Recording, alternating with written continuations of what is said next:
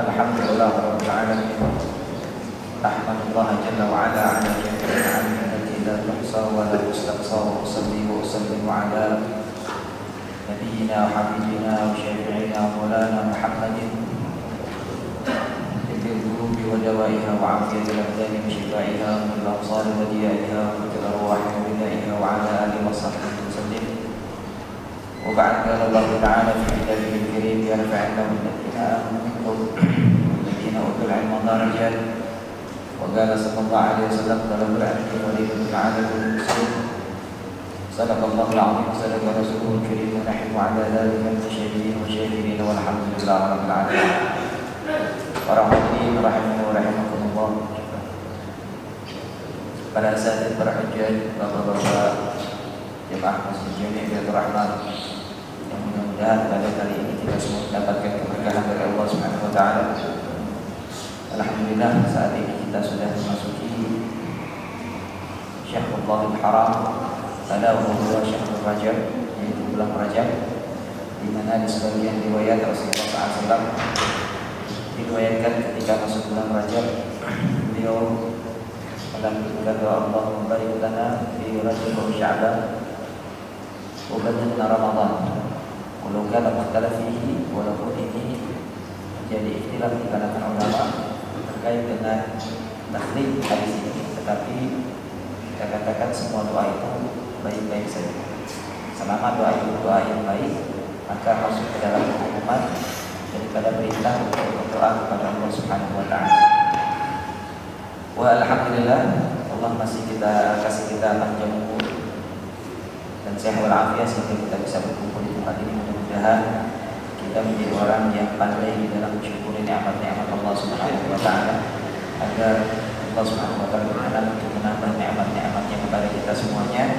Mudah-mudahan hadirnya kita semua di sini, kita luruskan niat kita bersama-sama menuntut ilmu Allah Subhanahu wa taala, untuk bersilaturahmi, untuk i'tikaf, untuk memakmurkan masjid, untuk duduk dalam majelis-majelis kebaikan, untuk ta'allum, meningkatkan hati kita dengan rumah-rumah Allah Subhanahu wa taala, menjadi satu sebab diampunkannya dosa-dosa kita, untuk segala aib dan kesalahan kita disampaikan hajat maksud dan tujuan kita. Dan kita semua diberikan panjang umur, sehat badan, dalam taat walafiat, dan kita semuanya beserta seluruh keluarga kita, baik itu suami, istri, anak, cucu, kerabat, serta seluruh keturunan kita, dengan sebagai hamba Allah yang saleh dan salehah, berkumpul bersama baginda Nabi Muhammad sallallahu alaihi wa alihi wasallam. Melanjut kepada pembacaan kitab Bulughul Maram dan Adillatul Ahkam, kita sudah sampai kepada hadis yang selanjutnya, ya, masih di dalam bab Izalatul Najasah, yaitu hadis yang kalau di sini ke-26, di kitab lain tulis ke-29, yakni An Amr bin Kharijah. Dia tafadhal ya. Bismillahirrahmanirrahim. Wa Amr bin Kharijah radhiyallahu anhu qala khatabana Rasulullah sallallahu alaihi wasallam bina wa huwa ala rahiyatihi al-'aruha yasiru ala katifayya. Akhrajahu Ahmad wa Tirmidzi wa sahahahu. Baik. Dari Amr bin Kharijah radhiyallahu anhu dikatakan, "Bina Rasulullah sallallahu alaihi wasallam telah menyampaikan khutbah kepada kami, dan pada waktu itu beliau berada di atas hewan tunggangan untanya, sementara air biru untanya mengalir di atas pundakku." Diriwayatkan oleh Ahmad dan Tirmidzi, dan beliau mensahihkannya. Baik. Ini hadis adalah hadis dari Sayyidina Amr bin Kharijah, dan dia termasuk daripada sahabat Nabi Muhammad SAW, dan tidak banyak meriwayatkan hadis. Salah satu hadis beliau yang sampai kepada kita adalah hadis ini, di mana lengkapnya hadis ini Rasulullah SAW saat berkhutbah di Mina itu, kemudian ini hanya menceritakan menggambarkan situasi saat itu, bahwa saat Rasulullah SAW berkhutbah di Mina, wahada 'inda manasik, saat beliau melakukan manasik, yakni yusallu fi Mina yukhtafi fi ayyam tasyrik, disunahkan untuk berkhutbah di hari-hari tasyrik di Mina. Wakil di hadis riwayat annahu fi yaum tsani min ayyam tasyrik, diriwayatkan bahwa ini dilakukan Rasulullah di hari kedua dari hari tasyrik. Wa yusamma Mina, ini Mina disebut Mina di anna dikathratul mayumna fihi, karena banyak Mina min kalimati mengalir bermakna salah, di anna kathir an yudma fihi, karena banyak di situ ditumpahkan darah daripada hewan-hewan kurban di Mina, maka dinamakan Mina karena banyak ditumpahkan di situ darah daripada hewan-hewan kurban. Fayusamma Mina. Dari hadis ini Amr bin Kharijah menceritakan bahwa kondisinya, bahwa waktu itu Rasulullah SAW lagi khutbah di Mina. Beliau khutbah itu tidak sambil duduk di atas bangku atau tidak sambil berdiri di atas mimbar, tapi justru beliau duduk di atas kendaraannya, ala rahilatihi, wa fi riwayatin ala naqatihi, di atas untanya. Jadi kalau dikatakan ala rahilatihi, di atas kendaraannya, maka bentuknya umum, bisa jadi unta, bisa jadi keledai, bisa jadi bagal, bisa jadi kuda. Akan tetapi maka berdasarkan keumuman daripada hadis ini, keumuman kata rahilah, keumuman kata kendaraan, Kiai Haji Muhajirin Amsar di dalam kitabnya Misbahul Dhalam fi Syarh Bulughul Maram, jadi ada, saya pernah sampaikan bahwa Putra Bekasi ini juga menulis syarah tentang Bulughul Maram namanya Misbahul Dhalam, dicetak sekarang dalam bentuk 4 jilid. Syarah Bulughul Maram ini banyak betul. Masya Allah, ini berkah kitab yang saya baca ini Badrut Tamam namanya.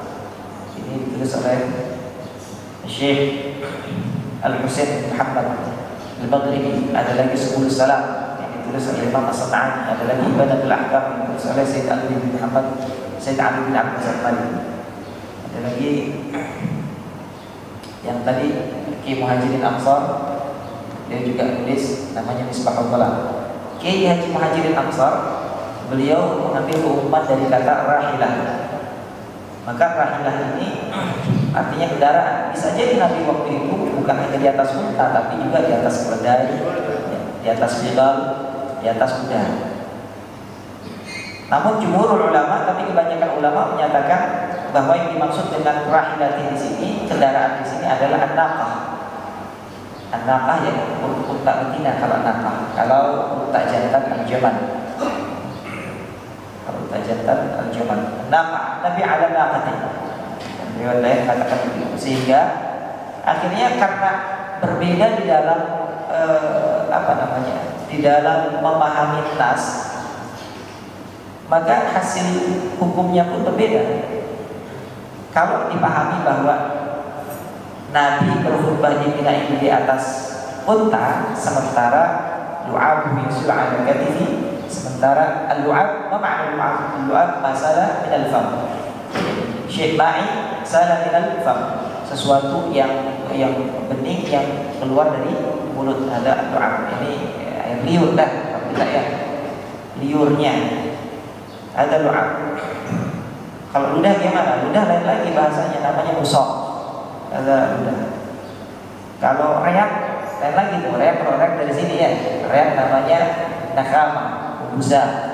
Kalau ibus namanya bukhar. Lain-lain, jadi lain. Nah, ini yang lagi dibahas di lu'ab, air liur. Karena kalau ludah itu biasanya dipakai buat orang, ya, busok. Tapi kalau lu'ab biasanya dipakai untuk binatang yang keluar dari mulut. Biasanya kalau untuk binatang disebutnya lu'ab, tidak disebut busok, tidak disebut ludah. Maka berdasarkan pemahaman yang berbeda, akhirnya hukumnya pun berbeda. Kalau menurut ulama di sini yang menyatakan yang dimaksud rahilah di sini adalah unta, maka air liur yang keluar itu tentunya dari unta yang dagingnya halal dimakan kalau dia disembelih dengan sembelihan yang syar'i. Ya. Artinya apa? Maka ulama mengambil kesimpulan bahwa air liur dari binatang yang boleh dagingnya dimakan itu tahir, suci. Karena saat Rasulullah SAW berkhutbah, kemudian di bawah kendaraannya Nabi, di bawah untaknya Nabi ini berdiri, ini Amr bin Kharijah, sedang Amr bin Kharijah radhiyallahu ta'ala anhu, wa lu'abu yasla' ala katifihi, sementara air liurnya menetes di pundaknya. Dan Nabi SAW tahu yuqarriru. Nabi SAW nggak ngomong apa-apa. Nabi mendiamkan, nggak bilang itu kamu kena ludah, kena liur unta saya, kamu bersihkan. Seandainya itu najis, ya maka Nabi pasti nyuruh untuk membersihkan. Tapi karena Nabi sakata anhu, Nabi mendiamkan, fastaqbal ulama, maka ulama ambil kesimpulan bahwasanya ini tidak najis. Ini namanya takrir, ini namanya ketetapan Nabi SAW. Karena sunnah itu dibagi menjadi beberapa macam. Ada sunnah fi'liyah, sunnah yang dilakukan oleh Nabi SAW dalam bentuk gerakan, ya. Ada sunnah qauliyah, sunnah yang disampaikan oleh Nabi dalam bentuk ucapan. Ada lagi sunnah takririyah, sunnah dari Nabi berupa ketetapan, sesuatu yang dilakukan Nabi, tapi Nabi tidak melarang atau tidak menyuruh. Ada takrir, ya. Salah satunya diantaranya adalah apa? Al-azal. Ya, al-azal itu maka mengeluarkan sperma di luar kemaluan wanita saat bercampur antara laki-laki dan suami istri. Ya, itu kafir zaman dulu begitu. Dan berarti dikatakan kunna na'zil wal Qur'an yanzil. Kami dulu melakukan azal untuk membatasi kelahiran sementara wahyu masih turun dan tidak ada larangan. Nabi itu. Ada di makna takrir. Ya. Demikian juga aklud dom, makan biawak, ya. Jadi ukila lahmud dom baina yaday Nabi sallallahu alaihi wasallam wa Nabi la yunkiru. Sahabat Nabi yang namanya Khalid bin Walid, beliau makan daging biawak di depan Nabi. Nabi nggak makan, tapi Nabi juga nggak melarang. Ada makna takrir, termasuk salah satunya ini. Ya, ini takrir. Jadi sesuatu yang terjadi dilakukan di hadapan Nabi, Nabi tidak melarang, tidak perlu, namanya takrir, ketetapan Nabi SAW. Selanjutnya ada lagi hadis yang oleh para ulama disebut hadis, yakni sunnah wa hadis syama'il. Hadis dan sunnah terkait dengan sifat-sifat baginda Nabi Muhammad SAW. Ya, bahwasanya adalah Nabi SAW itu adalah orang yang tidak terlalu tinggi, tidak terlalu pendek, rambutnya tidak keriting, tidak juga lurus. Misalnya, nah, ini hadis syama'il. Kana wajhuhu ajmal minal qamar lailatul badr, bahwasanya wajah itu lebih indah dibandingkan bulan saat purnama. Ada juga syama'il. Ini hadis yang jarang kita baca. Soalnya kalau kita suka bacanya hadis tentang hukum doang, halal haram. Yang sering kita baca hadis halal haram termasuk ini. Bulughul Maram ini hadis-hadis terkait dengan masalah halal haram, terkait dengan masalah ahkam syariah. Adapun tentang syama'il jarang kita bahas. Dalam kitab Bukhari dan Muslim banyak disebut di situ kitab manaqib wa fadail disebutnya, ya. Kitab tentang manaqib dan fadail. Yang kita kenal manaqib itu manaqib yang suka dibaca orang-orang, manaqib Syekh Abdul Qadir Jilani, gitu ya. Manaqib. Al-manaqib wujud di itu bersebut yang dalam kitab Bukhari disebutkan babul manaqib.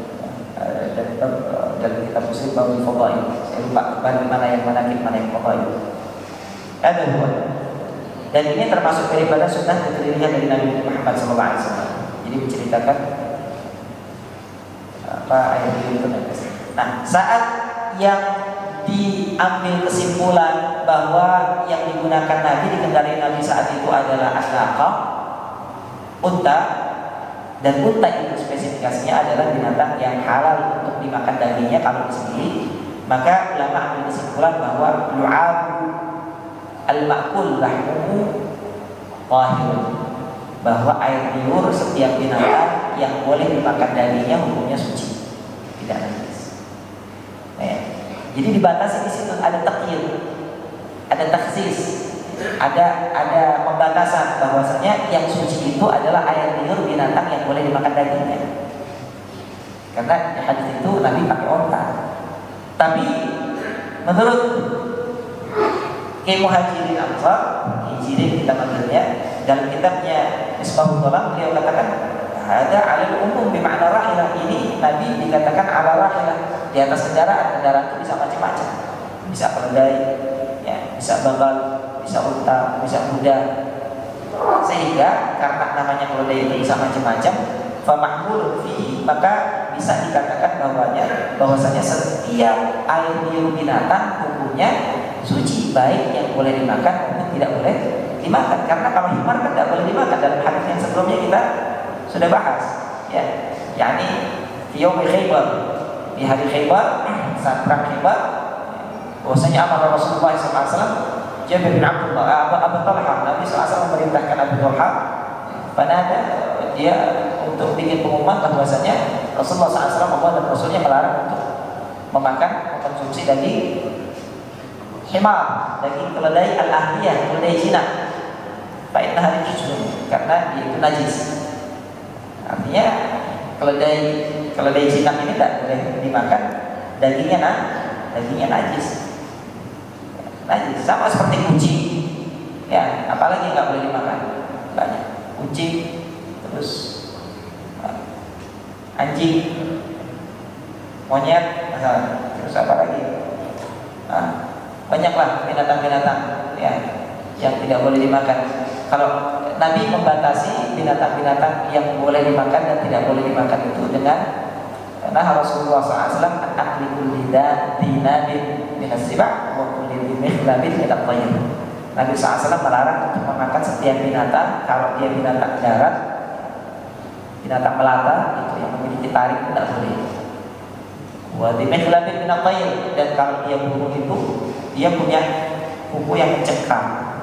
Artinya dia berburu dengan menggunakan kukunya. Ada layus, tidak boleh. Menurut baginda Nabi Muhammad SAW, walaupun ikhtilafi, semua ada ikhtilaf, semua ada perbedaan. Maka termasuk diantaranya, nah ini kalau keledai ini kan tidak punya taring, ya. Tapi kenapa juga diharamkan? Karena ada dalil yang mengharamkan. Itu hadis yang sebelumnya kita baca. Asalnya segala sesuatu, ini kaidah yang perlu kita ketahui bahwasanya al-aslu fil asya'i al-ibahat, al-aslu fil asya'i al-ibahat hatta yadullu dalil ala tahrim. Asal segala sesuatu itu hukumnya boleh. Semua hukumnya boleh, ya, asal segala sesuatu. Kenapa? Karena Allah Subhanahu wa taala itu sudah menjadikan ini bumi ini segala isinya untuk kita. Ya. Karena kalau mafil ardi jami'an, Allah sudah menciptakan apa yang ada di bumi ini buat kita semuanya. Silahkan mau ngapain terserah di situ. Mau dimakan kayak mau diapain terserah. Boleh. Melakukan apapun boleh. Hukum asalnya boleh. Hatta yadullu dalil ada tahrimi, sampai ada dalil yang mengharamkan. Kenapa diharamkan daging babi? Karena ada dalil yang mengharamkan. Kenapa diharamkan makan bangkai? Karena ada dalil yang mengharamkan. Kenapa diharamkan makan binatang yang bertaring? Karena ada dalilnya. Kenapa diharamkan minum khamar? Karena ada dalilnya. Kalau kita makan sesuatu kemudian ditanyakan, ya, ini hukumnya gimana? Boleh apa enggak? Maka kita tanyakan, yang melarang mana dalilnya? Terbalik justru. Dalam bab muamalah, justru kalau ada yang menanyakan dalil, kita balikin dalil yang mengharamkan mana? Karena dalam bab muamalah itu al-asya fil asli al-ibahah, segala sesuatu hukumnya boleh. Arisan boleh enggak? Boleh. Kalau ada yang bilang arisan enggak boleh, hukumnya haram, mana dalil yang mengharamkan arisan? Salah. Begitu ya. Kayak begitu. Misalnya hajatan pasang tenda boleh apa enggak? Bisa. Boleh. Hukum asalnya boleh. Oh, tidak boleh, itu tidak boleh. Mana dalil yang mengharamkan?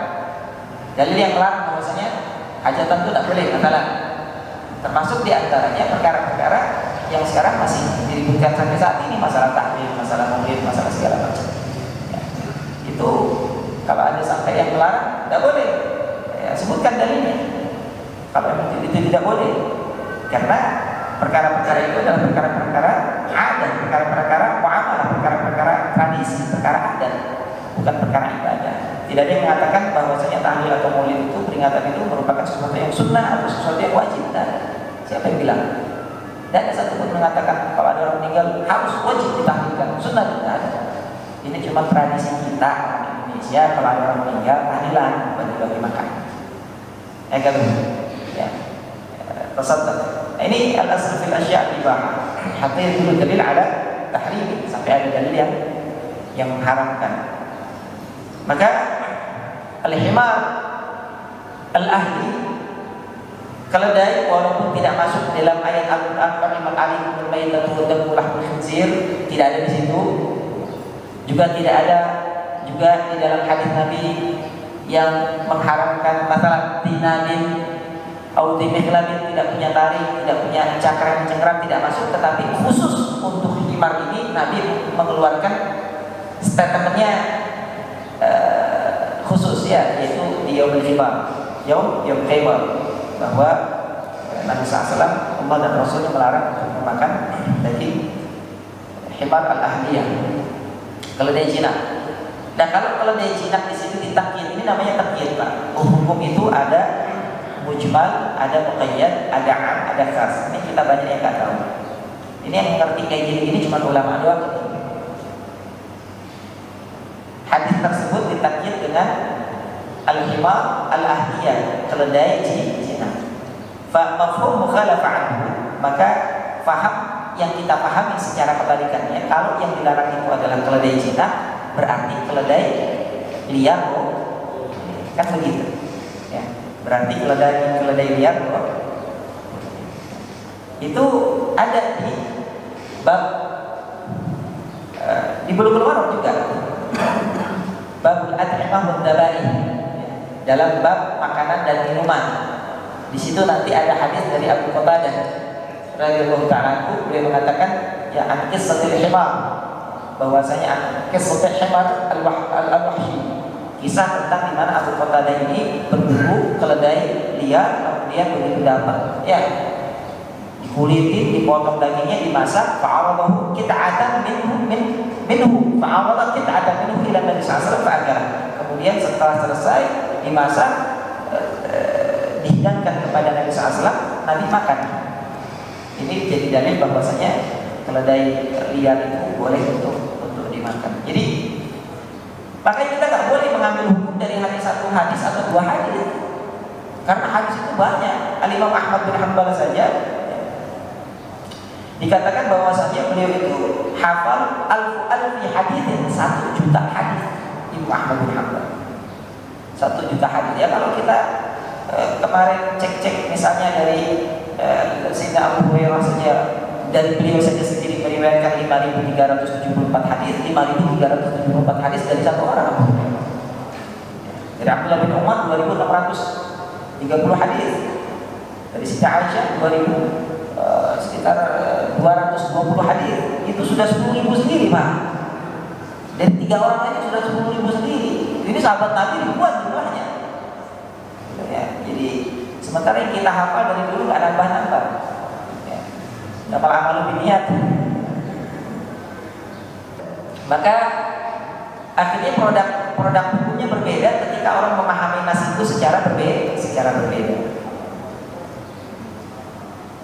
Karena keledai itu hukumnya najis, maka tentunya seharusnya sesuatu ma tawallada wa ma takarraja minan najasat fa huwa najis. Apa yang keluar dari sesuatu yang najis maka hukumnya najis, kan kaidahnya begitu. Karena keledai itu adalah najis, hukumnya tidak boleh dimakan dan hukumnya najis, li'annahu rijsun, karena dia najis. Tentunya apa yang keluar dari keledai juga najis. Air liurnya juga najis. Tentunya begitu. Tapi Kiai Jirin mengatakan berdasarkan hadis dari Amr bin Khadijah, keledai mah tidak najis. Keledai begal juga sama najis. Begal tidak boleh juga dimakan. Begal itu apa? Begal itu hasil perkawinan antara kuda dengan keledai, namanya begal.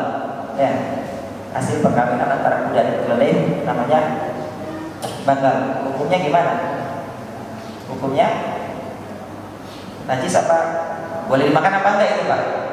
Karena sebagian dia dari kuda, sebagian dari Kalau kuda kan boleh dimakan. Ya. Dasarnya nanti di dalam kitab Dabai juga ada ya, kitab Al-At'imah wa Dabai wal Udhiyah dalam kitab Bulughul Maram masih jauh. Itu ada dibahas dari Sayyidatuna Asma binti Abu Bakar tadi bahwasanya kunna nanhar al-farash wa na'kul minha. Kunna fi ahdi Rasulullah SAW nanhar al-farash wa na'kul. Kami di zaman Nabi SAW itu biasanya beli kuda kemudian makan dagingnya. Di Yaumul Khibar juga ada riwayat yang mengatakan kunna nanhar fi Yaumil Khibar al-hamir wal bighala wal khayl. Panahana Rasulullah SAW 'anil hamira wal bighala wa lam yanhana 'anil khayl. Kami di Yaumul Khibar ini kami potong kuda, potong bighala, potong keledai. Nabi melarang kami dari makan keledai sama bagal. Kami tidak melarang kami dari makan kuda. Maka dari sini yang suka makan daging kuda boleh menurut mazhab Syafi'i. Tapi menurut mazhab Hanafi sama haram juga. Kan lain-lain tuh. Kenapa? Karena kata Al-Imam Abu Hanifah, kuda ini termasuk di dalam rentetan ayat di mana Allah Subhanahu wa taala menyatakan wal khayl wal khayla wal bighala wal hamira litarkabuha wa zinah. Khayl wal bighal wal hamir, kuda, begal, keledai itu untuk kalian kendarai dan untuk kalian jadikan sebagai perhiasan. Ini dimaksud disambung tiga-tiganya sehingga tiga-tiganya harusnya memiliki hukum yang sama menurut Abu Hanifah. Jadi kalau kita kadang-kadang kalau apa ya, kalau kita pelajari pendapat para ulama yang kiri, ini bilang boleh, ini bilang kagak, makanya itu ulama memberikan kemudahan kepada kita belajar yang macam-macam. Lu belajar satu mazhab ini biar kagak yang mungkin. Lu belajar Syafi'i udah. Kalau mau belajar Malik, ya silakan belajar mazhab Malik. Tidak dilarang untuk mengikuti mazhab Maliki, Hanafi atau Hambali, silakan. Tidak harus Syafi'i, silakan. Di Indonesia ini kenapa kita Syafi'i? Karena di Indonesia ini mana guru yang mengajarkan mazhab Maliki? Tidak ada. Atau Hanafi tidak ada, atau Hambali tidak ada. Semuanya rata-rata Syafi'i. Jadi kalau kita mau belajar atau pindah mazhab, ya silahkan cari dulu gurunya, baru pakai mazhab itu. Dan kalau kita ujung-ujung main pindah aja, guru kagak apa kagak, ujungnya ngaco, kan gitu. Ujungannya ngaco, campur aduk sama kayak gado-gado. Ya, akhirnya ambil yang enak-enak, yang susah-susah dibuang. Aduh. Dan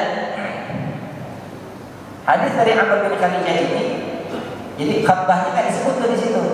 Jadi cuma menggambarkan tentang keadaan waktu Nabi khutbah di dunia. Adapun isi khutbahnya innallaha kata Rasulullah SAW qad a'ta kulla bi haqqin haqqahu fil miras. Bahwasanya Allah Subhanahu wa taala sudah menetapkan hak atas setiap ahli waris masing-masing. Haknya ada masing-masing. Fala wasiyata lil waris, maka tidak boleh seorang ahli waris itu menerima wasiat.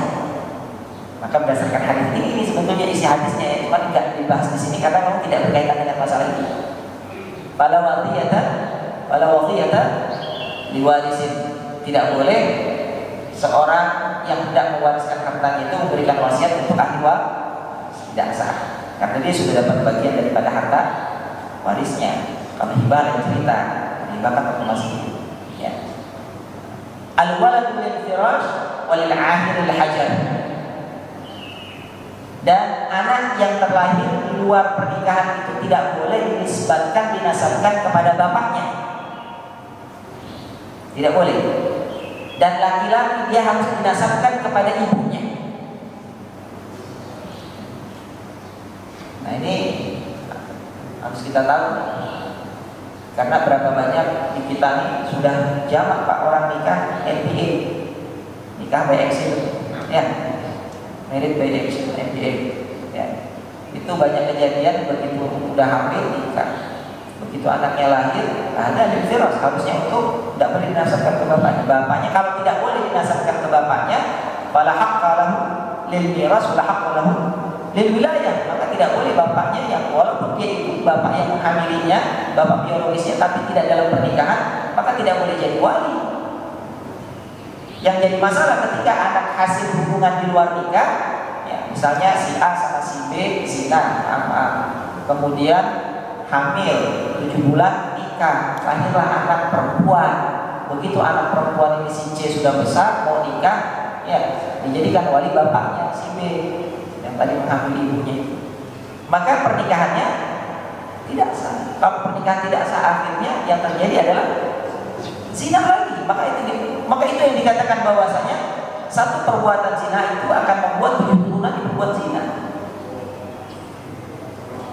Begitu. Jadi gimana ya? Harus kembali kepada wali hakim, ya. Ngomong baik-baik. Kalau mau nikahin anaknya yang hasil daripada luar nikah, kamu datang ke KUA, Pak, maaf ini anak saya merupakan anak hasil kecelakaan waktu itu. Tolong nanti bapak yang mewalikan. Makanya kita kalau di dalam tradisi NU itu ada baca talqin namanya ya. Itu dan memang ada hadisnya talqin. Itu talqin itu disebutkan nafalan ya Muhammad ibnu ibunya. Misalnya bapaknya namanya Umar, ibunya namanya Maria. Ya Muhammad ibnu Maria dinisbatkan ke ibunya. Dalam talqin. Kalau nggak tahu ibunya siapa, ya Muhammad ibn Hawa di talqinnya. Kenapa? Itu untuk menutup aib, supaya orang-orang yang dengar talqin itu jangan tahu ini anak sebenarnya anak zina atau anak bukan hasil zina. Kalau dinisbatkan kepada ibunya semuanya tahu. Wah, ini hal-hal yang sudah banyak terjadi, ya. Jadi harus kita pahami itu. Tidak apa-apa ditutup, tapi pasal kita jangan sampai jadi wali. Kembalikan kepada hak. Ini dari amal Bukhari. Maka wal haditsu yadullu ala anna tu'aba ma yu'kal lahmuhu tahirun. Dan hadis ini menjadi dalil yang disepakati oleh para ulama. Adapun yang dijadikan pendapat oleh Kiai Jinin itu mukhtalaf itu ikhtilaf. Yang disepakati berdasarkan hadis ini adalah bahwa air liur dari binatang yang boleh dimakan dagingnya itu tahir, suci. Wa zahir annahu ijma'. Bahkan di sini dikatakan kata beliau bahwasanya itu menjadi ijma' ulama, kesepakatan ulama. Jadi kesepakatan para ulama. Baik. Ada hadis tadi hadis yang selanjutnya. وعن عائشة رضي الله عنها قالت كان رسول الله صلى الله عليه وسلم يغسل المني ثم يخرج إلى الصلاة في ذلك ثوب وأنا أنظر إلى أثر الغسل فيه متفق عليه. Dari Aisyah radhiyallahu anha dia berkata, pernah Rasulullah sallallahu alaihi wasallam mencuci mani, kemudian keluar untuk sholat dengan memakai baju tersebut. Aku pun melihat bekas cucian itu.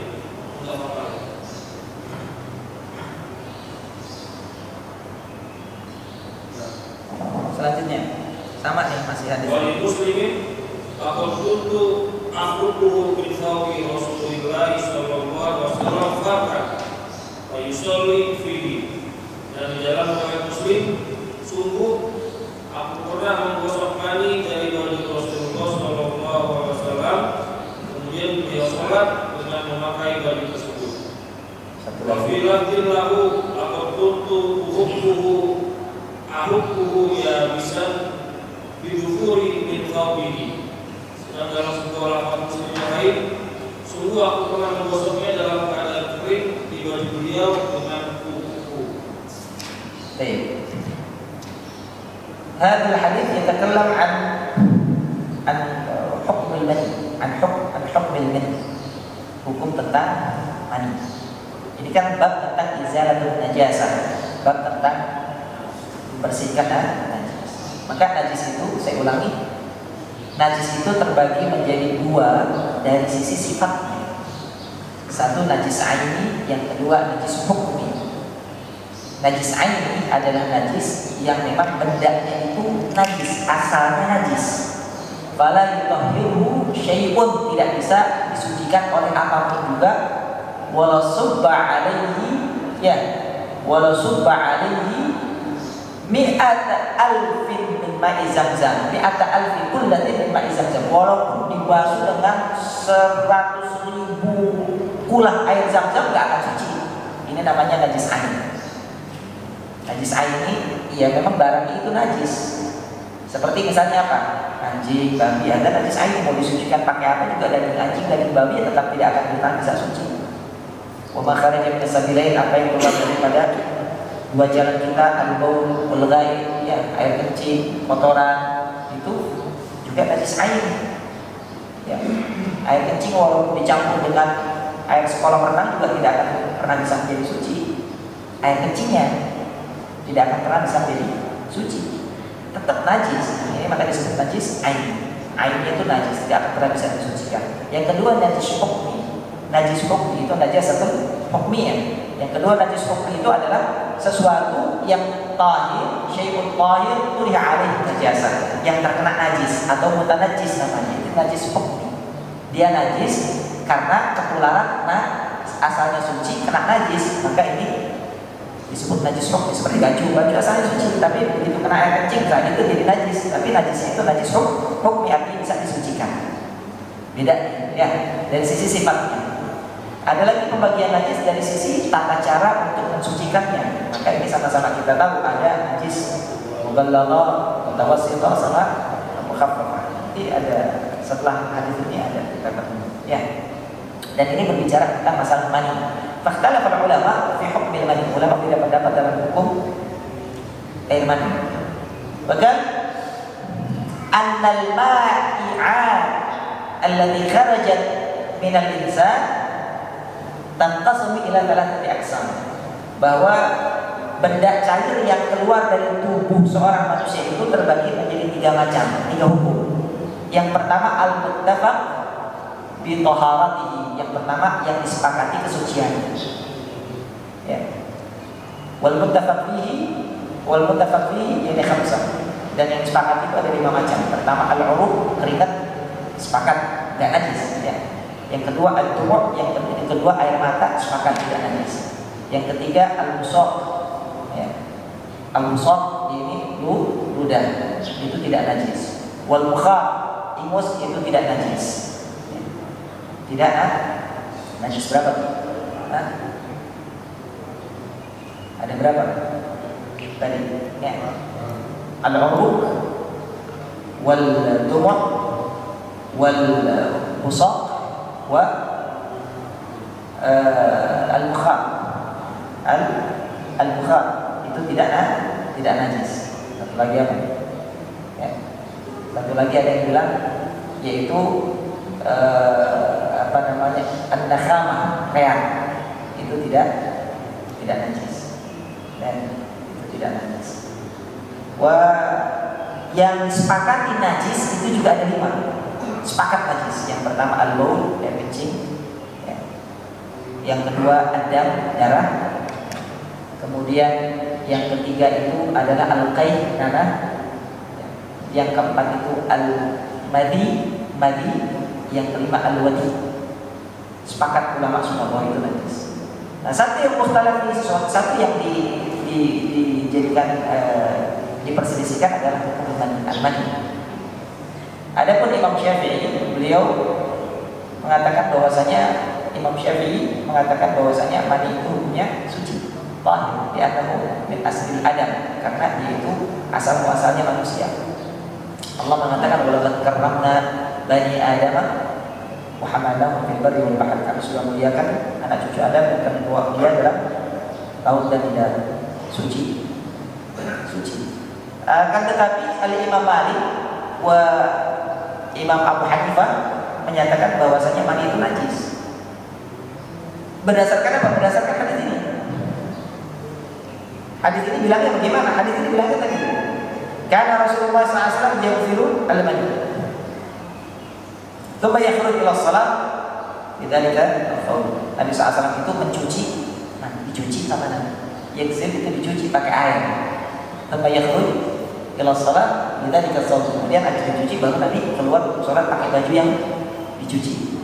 Maka berdasarkan ini beliau bilang Imam Malik sampai Imam Abu Hanifah bahwasanya hukuman itu najis sama. Li'annahu mimma kharaja min as-sabilain, karena dia termasuk daripada yang keluar dari 2 jalan. Maka kata beliau najis menurut Imam Malik. Tapi kalau kita mazhab Syafi'i ya suci. dan mazhab Syafi'i didukung juga oleh sebagian daripada mazhab Imam Ahmad bin Hanbal. Ya, al-mu'tamad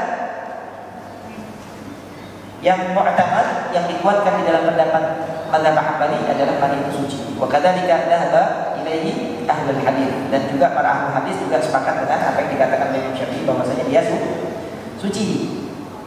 Berdasarkan apa? Berdasarkan hadis yang diriwayatkan oleh Al-Imam Abdullah bin Abbas, Sayyidina Abdullah bin Abbas, ketika beliau menyatakan su'ila Rasulullah sallallahu alaihi wasallam 'anil mani. Faqal fa innahu bimanzilatil busaq. Bimanzilatil busaq. Jadi wal mukhat indakum. Nabi pernah ditanya tentang hukum mani, maka Nabi menjawab, katanya mani itu hukumnya sama dengan ludah sama ingus. Hukumnya sama, ludah sama ingus kan suci. Padahal Imam Syafi'i dianggap, maka Imam Syafi'i kemudian berpendapat bahwasanya mani ini suci berdasarkan hadis. Maka perbedaan pendapat itu ya saudara-saudara, bapak-bapak, itu sesuatu yang wajar. Yang jadi masalah itu bukan beda pendapatnya sebetulnya. Jadi masalah bagaimana kita mensikapi perbedaan pendapat yang ada di tengah kita. Kadang-kadang perbedaan pendapat di kalangan ulama dari zaman Nabi juga sudah terjadi. Para sahabat berbeda pendapat di zaman Nabi SAW. Ya, kan pernah Nabi suruh sholat, ya. Ini pernah juga sering saya sampaikan. Ya. Kata Nabi SAW, la tusalluna al-asra illa fi Bani Quraidah. Jangan kalian, Nabi mengirimkan pasukan ke Bani Quraidah, Yahudi. Kata Nabi, pesan sama pasukan, jangan sholat asar kecuali kalau kalian sudah di Bani Quraidah. Saat pasukan berangkat, lalu di tengah jalan udah masuk asar, ya. Dan sebelum sampai ke Bani Quraidah, waktu asar sampai mau habis, akhirnya sebagian sahabat sholat sebelum sampai Bani Quraidah. Ditanya sama yang lain, kan Nabi larang kita untuk sholat kecuali sampai di sana. Maksudnya Nabi itu supaya kita cepat-cepat berangkat ke sono. Kalau bisa asar itu udah di sono. Ada pun masalah sholat itu sudah ada ketetapan waktunya. Inna sholata kanat 'alal mu'minina kitaban mawquta, sudah ditetapkan waktunya. Ini sudah mau keluar sholat waktunya, sudah mau keluar waktunya, kita sholatlah sekarang, gitu ya.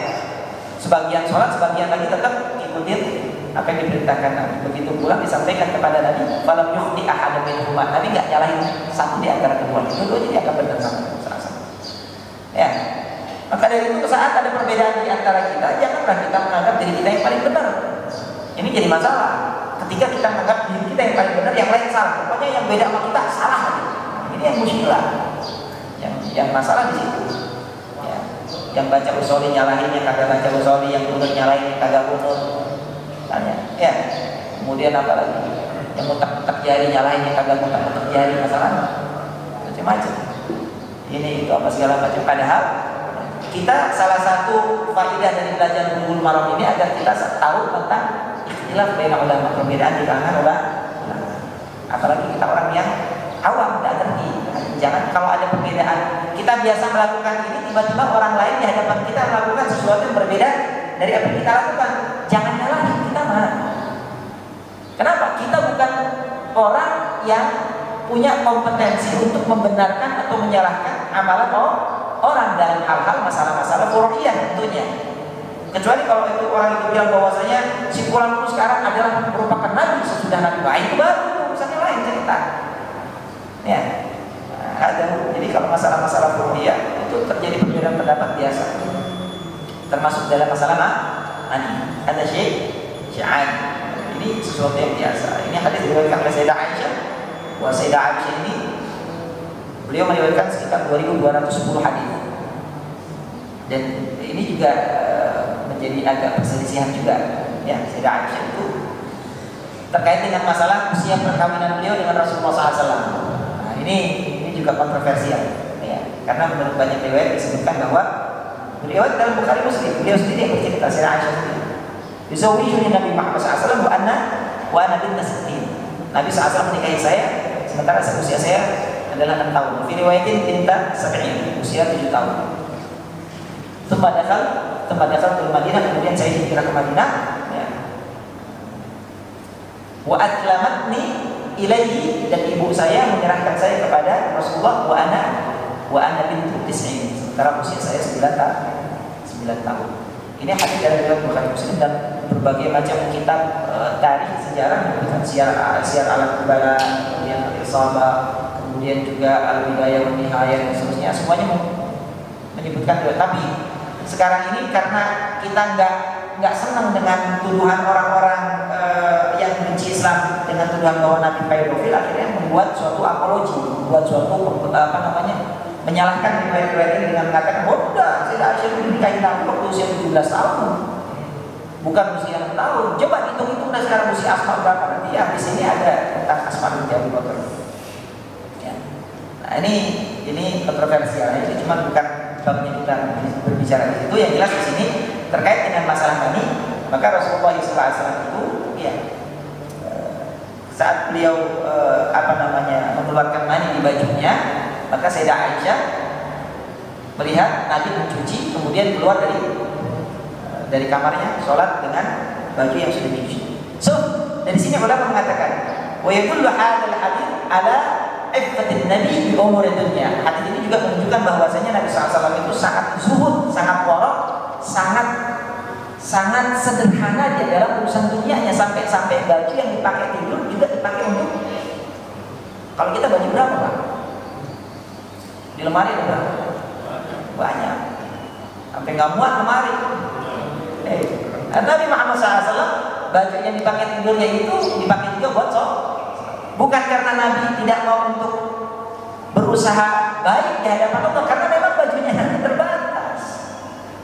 Adapun yang lain baju Nabi Hullatul Amara yang dikatakan ma ra'aitu rajulun fi Hullatil Amara ajmal min Rasulullah. Saya tidak pernah melihat ada seorang laki-laki memakai baju yang bergaris merah secakep setampan Rasulullah SAW. Itu biasanya Nabi pakai baju itu khusus untuk menerima tamu-tamu dari luar utusan, baru Nabi pakai itu, atau saat Idul Adha atau Idul Fitri baru Nabi pakai itu. Yang lain Nabi biasa pakai bajunya katanya. Ya. Baju Nabi 1-2, makanya Nabi di sini dari bekas maninya dicuci sama Nabi, baru Nabi keluar. Kalau kita, wah baju masih ada 50 lagi. Ini kena mani ya, tenang aja. Sahabat-sahabat Nabi takut betul kalau mereka menyimpan sesuatu di rumahnya, mereka khawatir nanti akan menjadi perkara yang memberatkan mereka di yaumul hisab. Maka mereka buru-buru keluarkan. Ini salah satu hal yang kita dapat. Kemudian juga yang kita dapat dari hadis ini adalah khidmatu az-zaujah li zawjiha, yaitu khidmahnya seorang istri terhadap suami. Ya, bagaimana seorang istri menghormati dan memperlakukan suami. Semuanya dilayani. Sayyidah Aisyah, ya, beliau yang membersihkan bajunya Nabi Muhammad SAW, menyiapkan ini itu apa segala macam tanpa disuruh Nabi, nggak nyuruh.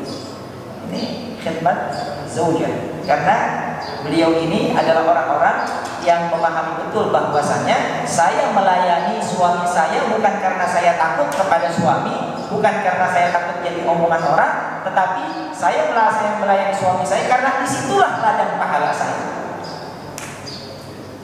Saya hanya ingin mendapatkan ridhonya Allah Subhanahu wa Ta'ala. Saya bukan takut suami, saya bukan takut omongan orang, tapi saya merasa itulah ladang. Sebagaimana kita suami Pak, kita suami kalau ribut sama istri kadang-kadang penangan mana Pak kalau ribut Pak biasanya Pak? Biasanya penangan gini ya. Kalau ngomong kita mudah. Maka seorang suami yang saleh, dia bukan takut sama istri ketika dia ribut kemudian dia mengalah, akan tetapi lillahi jalla wa ala ashiruhunna bil ma'ruf. Kata Allah, dan perlakukanlah istri-istri kalian dengan sebaik-baiknya. Saya kalau bukan karena Allah hutang keren, begitu ya. Kalau bukan karena Allah gibas. Cuma karena saya takut sama Allah, bukan takut sama kamu. Karena takut sama Allah, maka saya makan. Orang-orang yang nggak sadar, nggak paham, anggapnya ini takut istri. Padahal sebetulnya bukan takut istri, tapi takut Allah. Maka ini dipahami buat kita semua ya. Tapi mungkin itu saja 3 hadis ini aja ya. Berapa hadis? 2 hadis ya. Terkait dengan masalah air liur dan mani. Ada yang mau ditanyakan dari para bapak sekalian kepada Bapak? Mudah-mudahan kita bahwasanya kita bisa beribadah dengan baik dan benar kepada Allah Subhanahu wa Ta'ala sesuai dengan tuntunan Allah dan Rasulnya. dan mudah-mudahan kita selalu diberikan panjang umur, sehat badan dalam keadaan taat kepada Allah Subhanahu wa taala. Kita semua mudah-mudahan diberikan husnul khatimah ala hadhihi niyyah wal kulli niyatin salihah. Fatihah.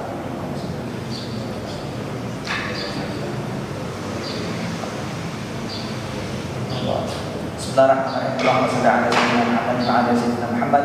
Subhanallahumma wa bihamdihi asyhadu an la ilaha illa anta astaghfiruka wa atubu ilaik. Subhana rabbika rabbil izzati amma yasifun wa salamun alal mursalin walhamdulillahi rabbil alamin. Wassalamu alaikum warahmatullahi wabarakatuh.